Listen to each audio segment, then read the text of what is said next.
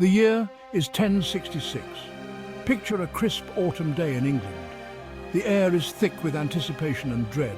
Two armies stand poised, ready to clash in a battle that will forever alter the course of English history, the Battle of Hastings. This wasn't just a fight for land, it was a struggle for the very soul of a nation. The outcome would determine the fate of England for centuries to come. Imagine the clash of steel, the roar of battle cries, and the ground trembling beneath the weight of charging armies. The Battle of Hastings wasn't just a spectacle. It was a pivotal moment that continues to resonate in the present day. The stakes were incredibly high. The winner would decide the future of England, its language, its culture, its very identity. The Battle of Hastings wasn't just a footnote in history, it was a seismic event that continues to shape our world. The seeds of this conflict were sown years earlier with the death of King Edward the Confessor in 1066.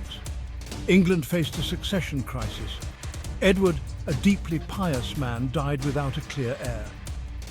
This power vacuum ignited a fierce struggle for the throne. Several contenders emerged, each believing they had the rightful claim to be king. The most powerful among them were Harold Godwinson, the Earl of Wessex, and William, the Duke of Normandy. Their ambitions set the stage for a monumental clash. England held its breath. Who would claim the throne? Would it be a king chosen by English tradition, or a foreign duke with a claim by conquest? The answer lay on the battlefield. Harold Godwinson was a powerful English nobleman. As the Earl of Wessex, he was one of the wealthiest and most influential figures in England. Harold claimed the throne based on his close relationship with the late King Edward.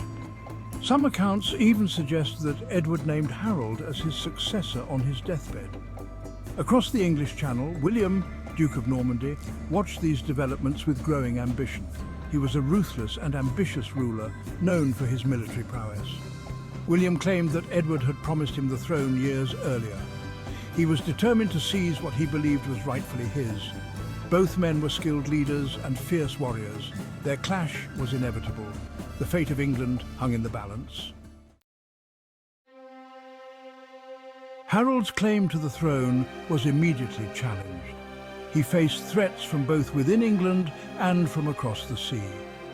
His own brother Tostig allied with the King of Norway, Harald Hardrada, to invade England.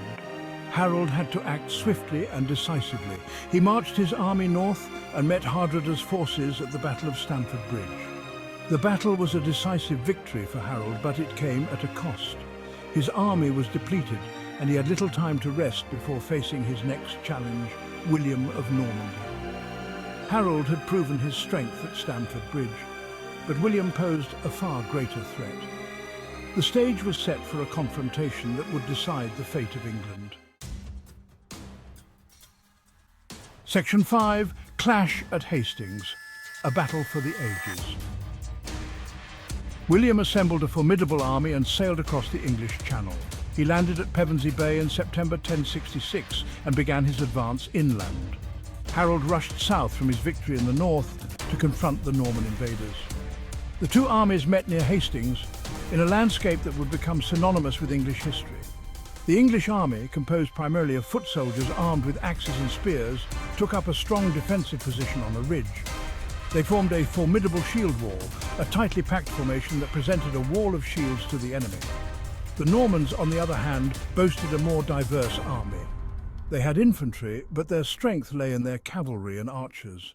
William's strategy was to break the English shield wall using a combination of archery, cavalry charges, and cunning tactics.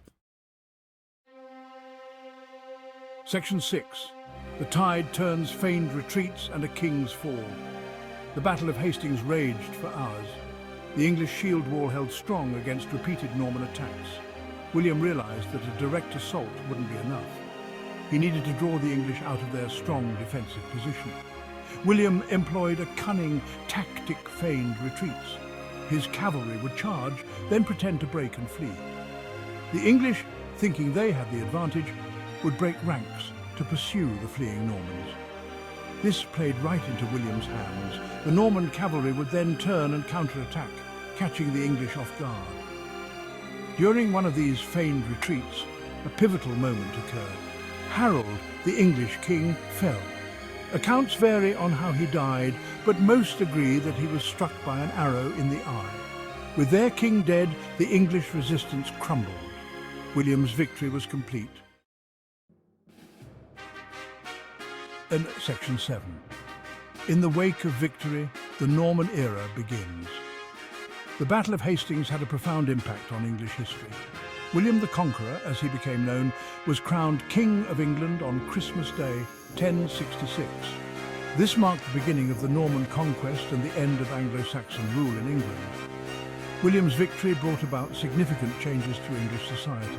He established a new ruling class, replacing Anglo-Saxon nobles with his Norman followers. French became the language of the court and administration, while English continued to be spoken by the common people. Castles, a symbol of Norman power, were built across the country. The Domesday Book, a comprehensive survey of land holdings, was commissioned by William.